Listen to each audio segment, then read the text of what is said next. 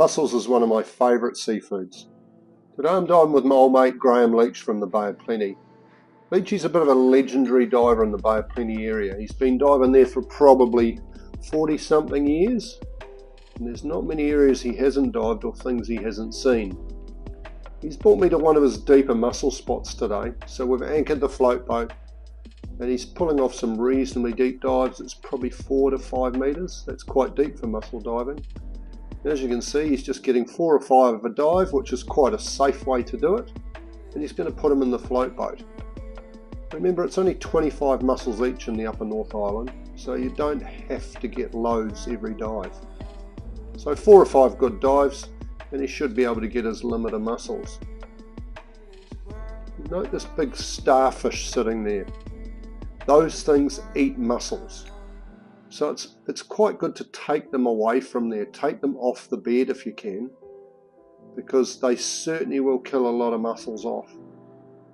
Leitchy's got another good handful.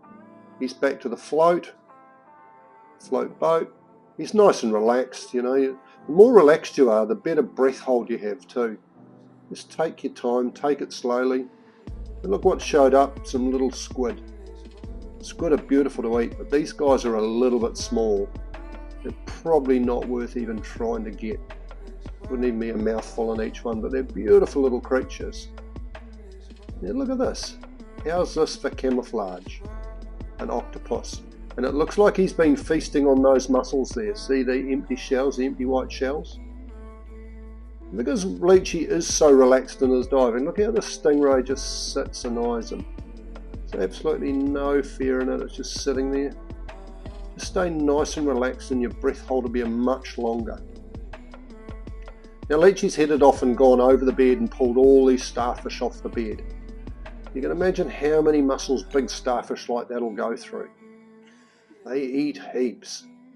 So pull them off your mussel bed, pull them off any of your shellfish beds you see them on. They are a nasty predator.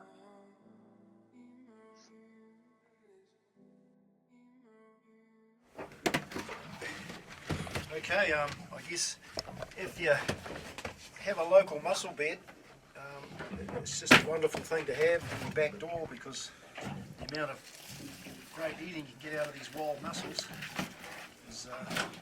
just makes it all worthwhile. But what we've got here is some just big wild mussels. Obviously they've a lot of growth on them, and they just attract a lot of fish, so the reefs are just full of all sorts of fish. But you see these starfish, what we try and do is every time we go out, try and get rid of these starfish, because they just devastate mussel beds, and once the nature balances out of control, these things will just devastate hundreds and hundreds of mussels. As you can see, the spat. So we try to help the mussel beds and take as many of these as we can. Don't break them up in the mussel beds, because apparently they can just regrow off broken limbs and stuff. So we'll take these well away from our beds and get rid of them somewhere else. As you can see, the small ones will eat the spat as well. So they're just bad news. We've had local mussel beds here over the years that have just gone because of these starfish. So you really want to get on top of them before they get out of numbers. So as you can see there, there was 2 of us on board. So the local rules here is 25 per head. So we just count them as we go, and as you can see, there's 50 mussels there, and that will make a hell of a big feed for anybody. I'm a big mussel eater. My favourite is probably marinated. I have a really nice marinade recipe, so I do that. I'd also like to chop them up. I make mussel fritters. I also make mussel chowder. So yeah, it just depends, especially during the year if your mussels aren't in such good condition.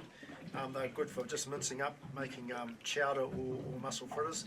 But when the season's on and they're nice and plump, yeah, that's when I like to marinate them.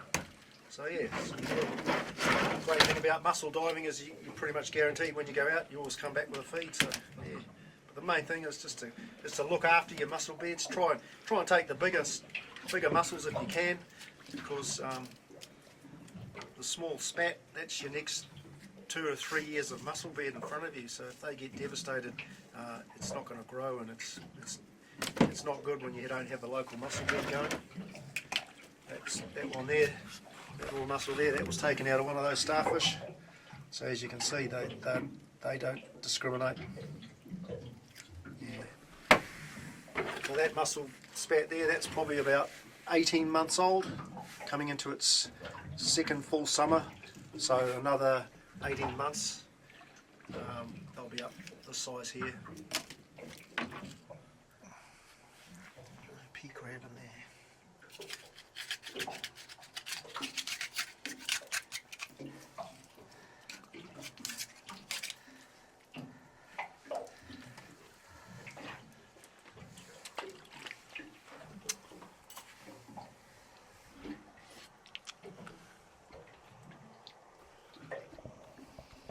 How's that? Beautiful, absolutely beautiful.